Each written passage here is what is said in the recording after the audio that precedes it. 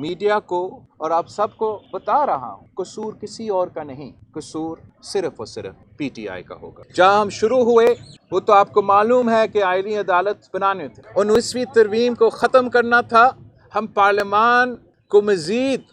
طاقتور بنا رہے ہیں کہ جو ڈرافٹ میں چاہ رہا ہوں کہ مولانا صاحب خود پیش کرے، وہ ڈرافٹ مولانا صاحب نے خود لکھا ہے، جو مولانا صاحب کی اپنی منشور کے مطالبات، چاہے وہ سود کے بارے میں ہو، چاہے وہ کاؤنسل آف اسلامک آئیڈیالوجی کے بارے میں ہو۔ مولانا فضل الرحمان صاحب پی ٹی آئی کو بھی اس بات پہ قائل کر سکتا ہے، مگر مولانا فضل الرحمان صاحب کے ڈرافٹ جس میں آپ کا ایک اعتراض بھی موجود نہیں ہے، ہم سے جو ہو سکا تھا ممکن سیاسی طور پہ وہ ہم نے اب کر لیا ہے کہ اگر آپ سنجیدہ ہو، سیاست میں سنجیدہ ہو، طریق انصاف تو نام آپ کا ہے، میرا نہیں، 2 مہینے کے لیے کیوں انتظار کر رہا؟ حکومت تو 2 مہینے سے مجھے کہہ رہے ہیں، تانا مار رہے تقریباً